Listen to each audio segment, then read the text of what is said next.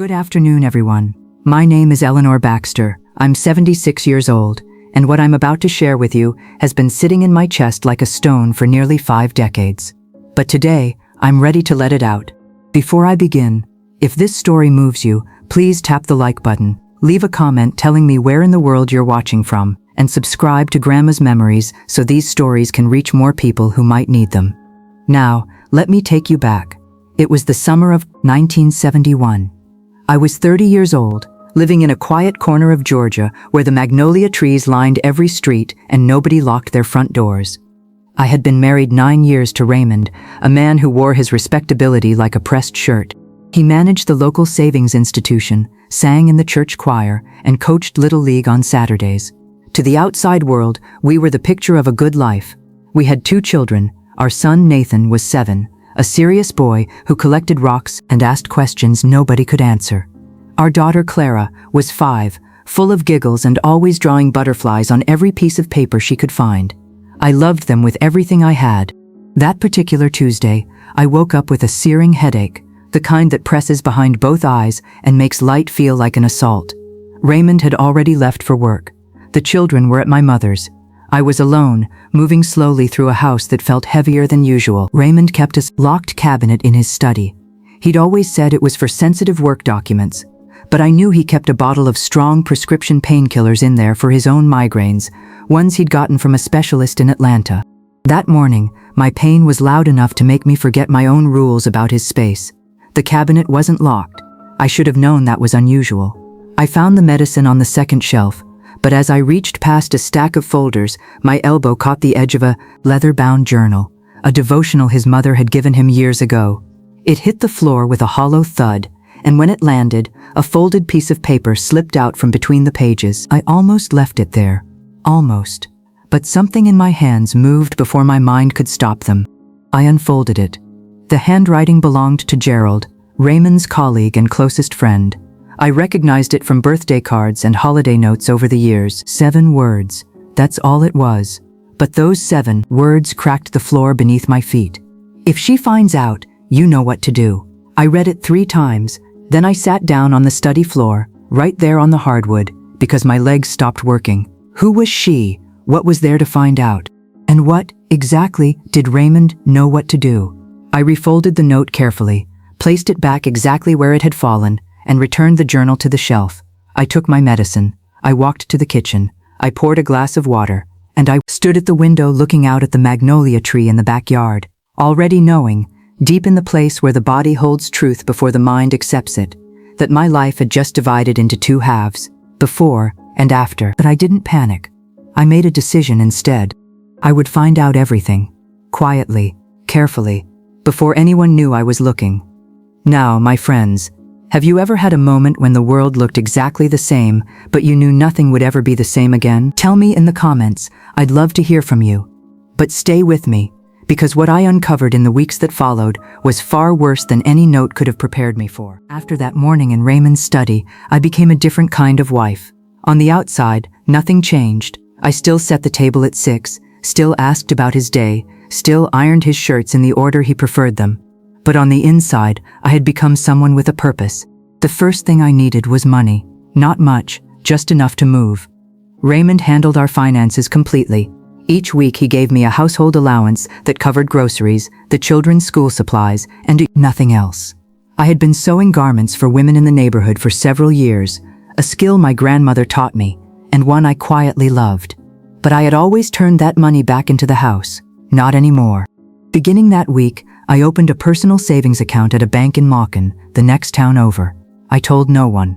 Every week, whatever I earned from sewing went in. It wasn't a fortune, but it was mine. The second thing I needed was information. I started paying attention to details I had always dismissed.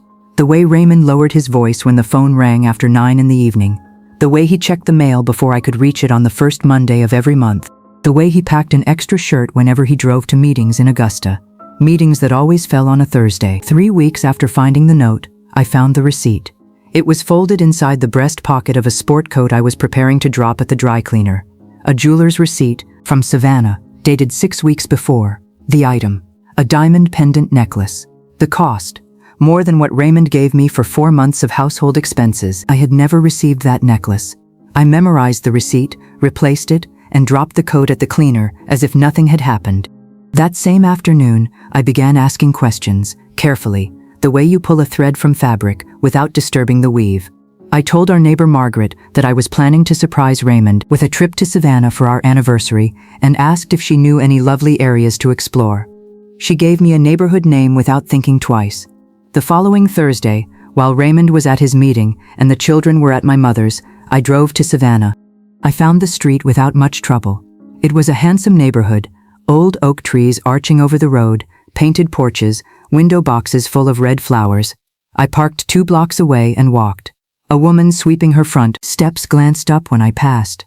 I asked, as casually as I could manage, if she knew who lived in the pale yellow house on the corner. "Oh, that's Diane's place," she said pleasantly. "She teaches at the elementary school.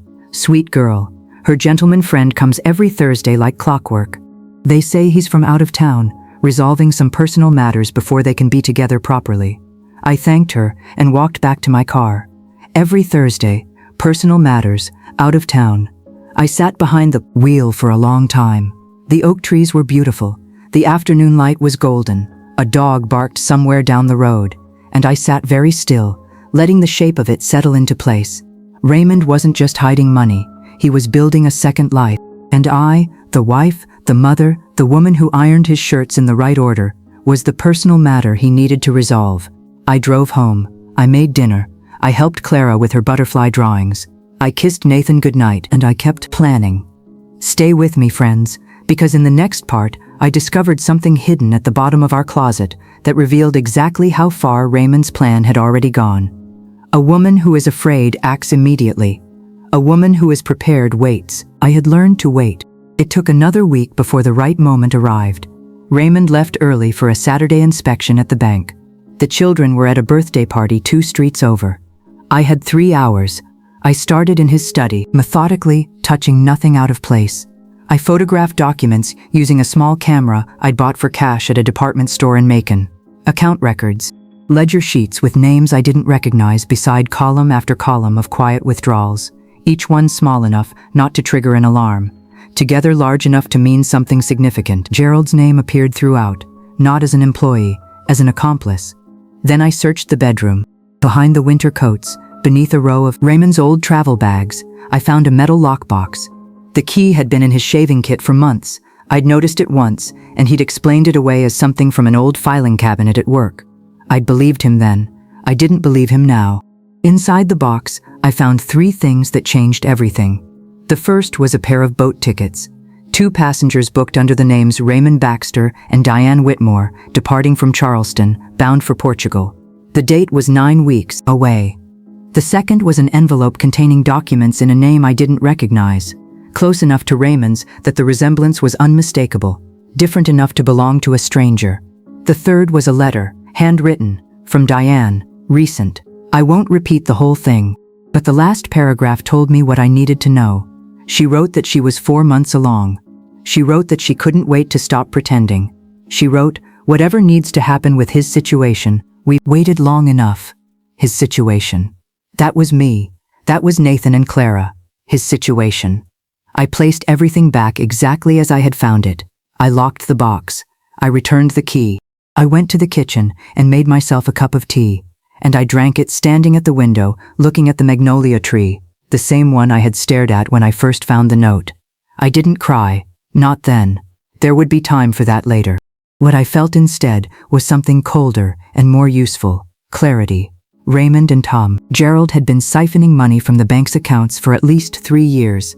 The large transfer scheduled at month's end, funds earmarked for a community building project the whole town had been following, was the exit plan. They would take the money and disappear. Diane and whatever life Raymond had built with her would be waiting on the other side. And I, along with my children, would be left with nothing. Or worse, the note in the journal suddenly made a different kind of sense. That evening, when Raymond came home and called out his usual greeting, I answered from the kitchen. Cheerful, unhurried. I served dinner. I laughed at something Nathan said.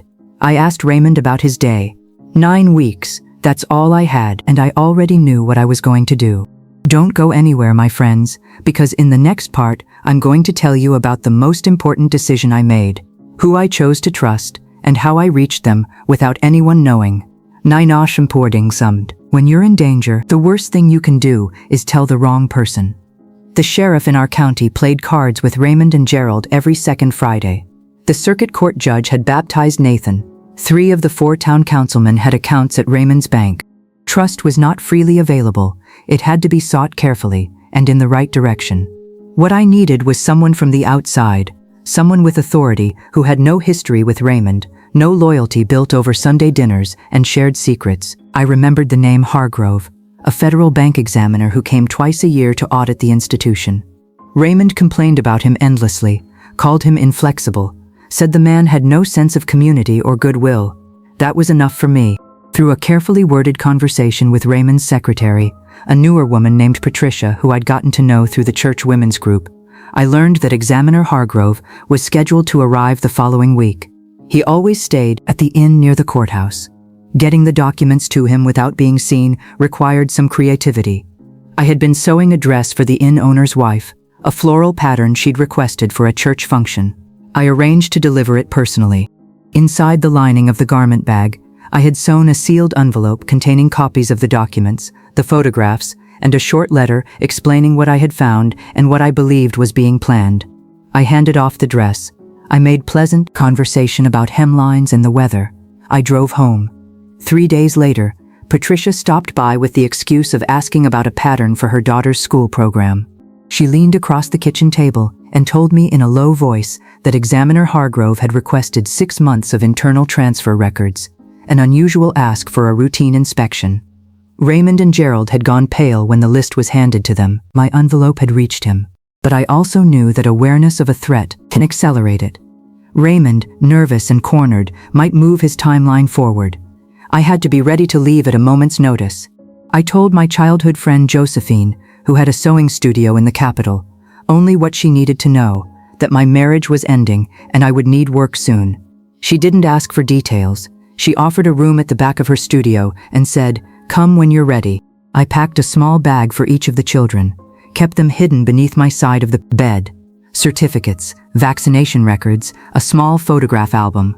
I distributed the cash from my savings account into 4 different envelopes hidden in places Raymond would never think to look. Inside a hat box on the top shelf, beneath the false bottom of my sewing basket, tucked into Clara's old baby blanket in the hall closet. The night before the transfer was scheduled to arrive at the bank, Raymond watched me serve soup at the dinner table with an expression I hadn't seen before, something between guilt and finality. He hugged the children longer than usual after dessert. He gave me more grocery money than I'd asked for. I thanked him with a steady smile. I didn't sleep.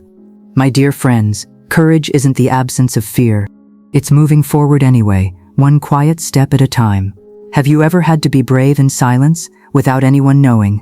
Tell me below, and stay close, because the morning everything broke open was closer than any of us expected. Transfer day arrived like any other morning. The sky was clear. Nathan complained about his breakfast. Clara couldn't find her left shoe. I braided her hair and kissed them both and walked them to the corner where the school bus stopped, same as always. Then I came home and waited. Raymond had left before dawn, citing paperwork. He'd barely looked at me. That was fine. I had already done everything I needed to do. Before the children came home that afternoon, I dropped them at my sister-in-law Vivian's, Raymond's younger sister, a warm woman who adored Nathan and Clara, and asked no questions when I said I needed a few uninterrupted hours to finish an urgent order. They'd be safe there regardless of what happened next. I returned home. I sat at the kitchen table. I sewed a sleeve onto a linen jacket for a client, because my hands needed something to do while my mind waited. At 2:30, Patricia appeared at the back door. She stepped inside, breathing fast. Federal agents arrived at the Yuff bank, she said. 3 of them, with Examiner Hargrove. They came with the transfer escort and didn't leave. Mr. Gerald tried to make a phone call, and they stopped him. Your husband tried to step out the side door, and they asked him to remain inside. I nodded and thanked her. She looked at me with curious eyes, wondering, I think, why I wasn't more surprised. I offered her tea. She declined and left. The sun moved slowly across the kitchen floor. At 7 in the evening, I heard sirens several blocks away. Then Vivian appeared at my door.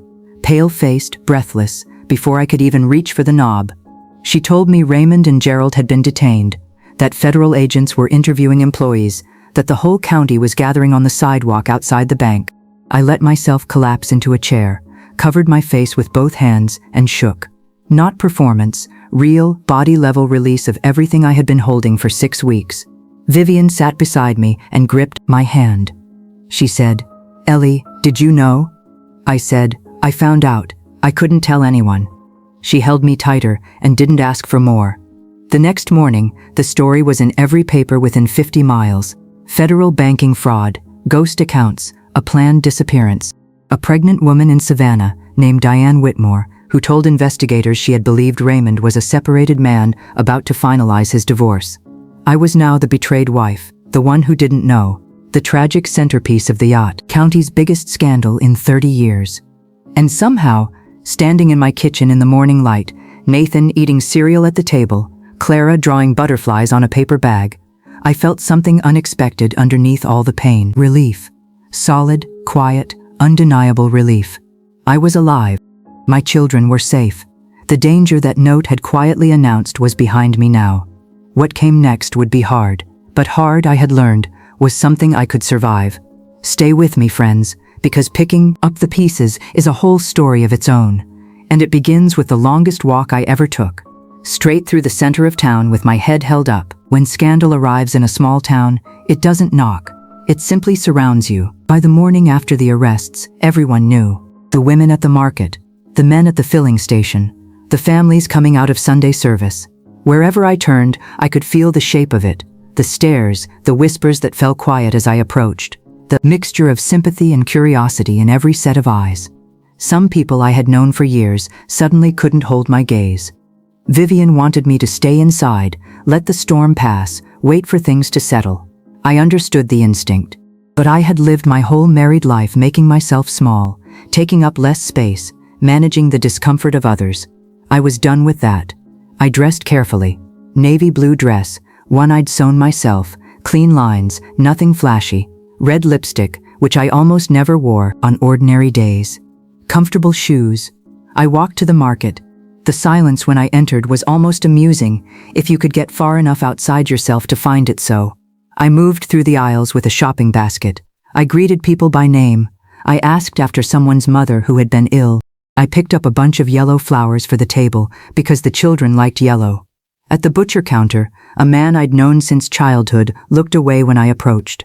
But the woman beside him, a retired schoolteacher named Mrs. Hollis, stepped forward and said, "Eleanor, I want you to know we are glad you're all right." That one sentence held me together for the rest of the day. 3 days after the arrest, I received a summons to give a formal statement to federal investigators in the Capitol. I boarded the early bus in a charcoal skirt suit I had hemmed the night before so that every line was exactly right. The investigators were careful and professional. They confirmed I was not under suspicion. They explained the scope of what Raymond and Gerald had done, 3 years of quiet theft, carefully structured to avoid triggering oversight. The transfer had been the endgame. One of them, an older man with tired eyes and an expression that suggested he had seen everything, asked if I had suspected anything before the arrest. I told him I had found evidence 6 weeks prior and had passed it along anonymously, through proper channels. He studied me for a moment. Then he said, "The information we received allowed us to build the case we needed. Without it, they would likely have been out of the country before we had the paperwork in order." He slid a card across the table. "If you ever need anything," he said, "don't hesitate." I took the card and stood up. I returned home that evening with one official notification already waiting. I had 30 days to vacate the house. It had been collateral on a loan from the bank Raymond had defrauded. It was no longer mine. Told the children that evening, carefully, honestly, as much as a 7- and 5-year-old could carry. Nathan asked if Daddy had done something wrong. I said yes. Clara asked if he still loved them. I said that whatever your father's choices, they have nothing to do with his love for you. Then I started packing. My friends, the hardest step isn't falling. It's deciding to stand up while everyone is watching. Have you ever had to hold your dignity in a moment when everything else was gone? Tell me in the comments. And don't go far, because next, I'll tell you about the woman who showed up at my door soaking wet, with a baby in her arms, and how I made the decision that surprised even me. I had been living in the capital for almost a year, in a small room behind Josephine's sewing studio, when the rain began in earnest that October afternoon. Nathan and Clara were adjusting to their new school. The room was tight, the three of us sharing a single bed in shifts and a narrow closet, but Josephine had filled it with a vase of flowers and a cheerful lamp, and somehow it felt warmer than the house I had left behind. I was finishing the lacework on a wedding gown when someone knocked. Nathan answered before I could. "Mom," he called, his voice careful in the way children's voices go when they sense something complicated. "There's a lady here, with a baby." I dried my hands and went to the door. Diane Whitmore was standing on the small porch, completely soaked through, a sleeping infant pressed against her shoulder. She was thinner than I had imagined from the fragments I'd heard about her. Dark shadows under her eyes, hair flat against her face. She was younger than me by several years, and at that moment she looked about 16. She said simply, "I have nowhere else to go." I did not speak for a long moment. I had rehearsed this encounter in my imagination many times over the past year, or a version of it anyway. In some versions I was cold. In some I said nothing and closed the door. In a few, I surprised myself with something like understanding. Standing in the real version, with her shivering on my doorstep and the baby beginning to stir, I discovered which version I actually was. "Come in," I said. "You're soaked." She had lost the house in Savannah, rented in Raymond's name, reclaimed immediately after the arrest. She had returned to her parents in Macon. Her father, humiliated and rigid, had told her the child was not welcome under his roof. She had moved between cheap rooms for months. Raymond had written her a letter, I saw it later, on pale blue paper, telling her that circumstances had changed, that he couldn't be what he'd promised, that it was better if she moved on. Same Raymond, different woman. Identical letter. She set the baby down on the sofa and looked at me directly for the first time. "His name is James," she said. "He has Raymond's chin." I looked at the baby. He did. I thought about Nathan and Clara asleep in the other room. This child, this small, innocent person snoring quietly on my sofa, was their half-sibling. He hadn't asked for any of it either. She wasn't asking for forgiveness, she said. She was asking for work. She could clean, keep accounts, answer letters, manage appointments. She was a trained school teacher. She learned quickly. She only needed a start. I sat across from her for a long time. She had been deceived too. Not in the same way, not with the same stakes, but deceived nonetheless. Fed a story about a broken marriage and a man working to untangle himself from a complicated situation. She had believed it. God help her, so would I have, in her place. The room at the back of the studio was small, but it had a window. There was space for a mattress and a crib if we rearranged a few things. "If you're here to stay," I said finally. "We set rules, no explanations owed to anyone outside this house. You manage the books and the client schedule. I sew. We share the kitchen and the childcare, and neither of us brings the past into every room we walk through." She nodded, her eyes filled. I handed her a towel and put water on for tea. "My friends, have you ever surprised yourself by choosing grace in a moment when anger would have been easier? I'd love to read your thoughts below, and stay with me, because what the two of us built together was something neither of us could have imagined standing in that doorway. What an unusual thing it is to build a life alongside the person you most expected to resent. The early weeks were difficult in ways that had nothing to do with logistics. Diane moved carefully around the small studio apartment, apologizing for things that didn't require apology, flinching when she thought she'd said the wrong name or taken up too much space. The children watched her with the solemn curiosity of young people trying to figure out where someone fits in the story of their lives. Nathan, who was 8 by then, asked me one evening while I was tucking him in, "Is she the reason our family broke?" I sat on the edge of his bed for a moment before answering. "Your father made choices," I told him. "She made some too. But this little boy she brought with her is your brother, and none of what happened was his doing. Can you hold on to that part?" He thought about it seriously the way Nathan always thought about things. Then he nodded. Clara had already decided. Within a week, she had appointed herself James's self-designated entertainer, lying on the floor making faces until he laughed. She asked no larger questions. She simply accepted what was in front of her, the way children sometimes do when they haven't yet learned to be complicated about love. Diane proved to be everything she had promised. She was organized and meticulous in a way that complemented my own scattered creative energy perfectly. She turned our client scheduling from a pile of handwritten notes into a clear appointment system. She answered correspondence. She handled deposits, invoices, and supply orders with the focused efficiency of someone who had found purpose in chaos. By the spring of our second year together, we moved into a proper apartment, 3 bedrooms, a living room large enough for the children to spread out, a kitchen where all 5 of us could fit around the table, even if it was slightly absurd. We found second-hand furniture, painted walls, filled the windowsills with plants. Josephine helped us haul boxes and declared it the most unlikely household she had ever loved. Clients began to find us through word of mouth, a word I used carefully, us. Diane and I were partners. People could accept that or find someone else. In 1974, we opened our first proper studio, a real storefront, rented with our savings and a small loan from a client who had quietly admired what we were building. The sign in the window read, Baxter and Whitmore, Bespoke Garments. Neither of us had planned the name that way. It simply fit. Some people raised eyebrows. We let them. The children grew. Nathan developed a passion for architecture, drawing floor plans in his notebooks, building precise models out of wood scraps Josephine saved for him. Clara's illustrations began to inform actual garment designs. Her butterfly drawings became embroidery patterns on a wedding collection that got photographed for a regional magazine. James, growing up surrounded by creativity and the particular warmth of people who chose each other deliberately rather than by default, became the most naturally joyful child I had ever known. At night, after everyone slept, Diane and I sometimes sat at the kitchen table with tea and talked about the business, about the children, about the ordinary problems of daily life. Occasionally, rarely, about Raymond, not with bitterness or nostalgia, more the way you might talk about a storm that had passed, with respect for how much it cost, and quiet astonishment at what had grown in its aftermath. My friends, sometimes the people we least expect become the ones we need most. Has life ever surprised you that way? Leave it in the comments and stay close, because the past wasn't finished with us yet. One afternoon, it came knocking again. Raymond was released in the autumn of 1978.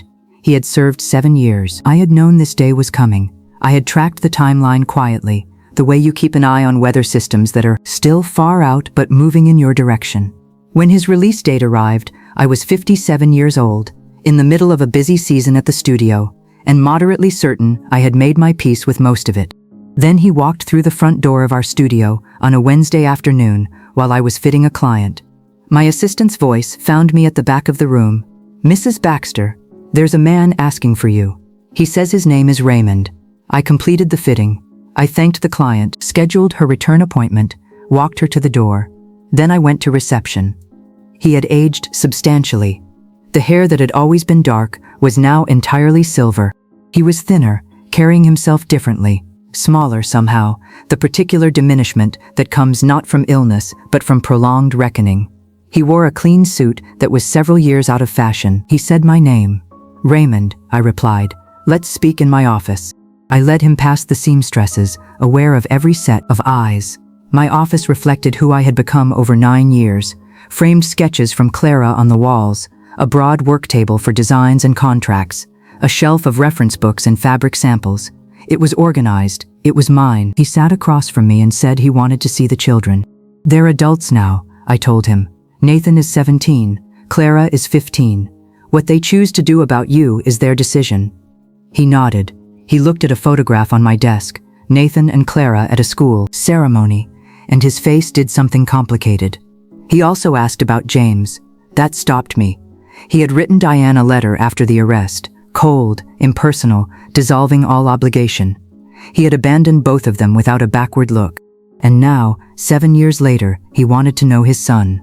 That is Diane's conversation to have, I said, not mine. He looked up. You've been living together all this time. We've been running a business together. We've raised our children together. Yes. He was quiet for a moment. Then, are you happy, Ellie? I thought about the question honestly before answering. I built a life I am proud of, I said. A life I chose, with people I trust. Whether or not you would have predicted it, it became a genuinely good life. So yes, but not because of you. Despite you. That's an important distinction. He left with the understanding that I would speak to the children and let them decide.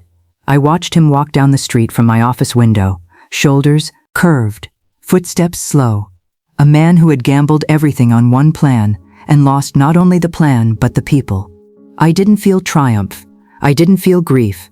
I felt something much quieter, the settled knowledge that I had not become who he expected me to become, that the note in the journal that was meant to erase me had instead launched me into a life more real and more mine than anything I had before. Nathan chose not to meet his father. Clara met him twice and emerged from both conversations lighter, she said, not heavier. Diane sat with Raymond in a public park one afternoon so James could meet him. She told me afterward that Raymond had wept seeing the boy. Whatever he felt, he had arrived too late to be anything but a stranger. My friends, have you ever found yourself face to face with something from your past and realized it no longer held power over you? That moment of recognition is a gift. Don't miss it. Stay with me for one more part, because I want to tell you how the story closed and what it taught me about the whole beautiful, painful, improbable arc of a life. Raymond passed away in 1991 from a heart attack. He was 63. We were all there at the service. Nathan, Clara, Diane, James, and I. We sat together in the second row and held ourselves with the dignity of people who had earned their seat in that room. Whatever Raymond had been to each of us, we shared him. That gave us a common language no one else in attendance could fully understand. Afterward, Nathan told me quietly, "I don't feel what I expected to feel." "I know," I said. "Neither did I." There was grief, not for the marriage, not for the man I had believed him to be, but for the father my children had deserved and hadn't fully received. That grief was its own quiet thing, real and worth honoring, but it didn't reach deep enough to shake what had been built. Our studio became a genuine institution over the years. By the mid-1980s, we had 2 locations and a small line of ready-to-wear garments that were stocked in several boutiques up and down the eastern seaboard. Clara, who had formally joined us after art school, brought a visual sensibility that transformed our aesthetic. James studied business administration and by 1989 had taken over the management side of the company with a combination of enthusiasm and competence that made Diane laugh with surprised pride every time she saw a quarterly report. Nathan built his architectural practice quietly and precisely, the way Nathan had always done everything. He married a woman who collected maps. They have 3 daughters who call me Grandma Ellie and arrive for holidays with the particular chaos that makes a house feel fully inhabited. Clara married late, deliberately, someone she had known for many years before she was certain. She has 2 children who already draw the way she drew as a little girl, butterflies first, then everything else. James grew up knowing exactly who he was and where he came from. Diane and I made sure of that, not with softened versions of the truth, but with the full, honest account delivered gently at the right times as he was ready for it. He calls us both Mom, choosing the word rather than assigning it by biology. Diane and I are still in the same house, a larger one now, in a neighborhood with old oak trees not entirely unlike Savannah. We take our tea on the back porch when the weather allows. We have long since exhausted any need to discuss Raymond or the early years or what might have been otherwise. We talk about the grandchildren, the garden, the things we want to read, the trips we haven't taken yet. Last spring, I found the old journal with the note still folded inside it, packed in a box from one of our early moves, never discarded. I held it for a moment, 7 words written in a man's handwriting, designed to threaten and control. I put it in the fireplace, not because it still frightened me, but because some things serve their purpose and then deserve to be released. I am 76 years old. I have lived more than one life inside this single life. I have been a frightened woman sitting on a hardwood floor with a threatening note in her hands, and I have been the woman who built something extraordinary out of the wreckage that followed. Both of those women are me. I am not ashamed of either one. If you take nothing else from this story, take this. What feels like the end is very often the beginning of something truer, something more yours. The storm doesn't last forever, and what you build after it, with your own hands, on your own terms, that lasts. Thank you for sitting with me through all of it, my dear friends. If this story reached you somewhere real, please leave a like, share it with someone who needs to hear it, and subscribe to Grandma's Memories for more. And tell me in the comments, what did you build after your hardest season? I read every single one. With all my love, Eleanor.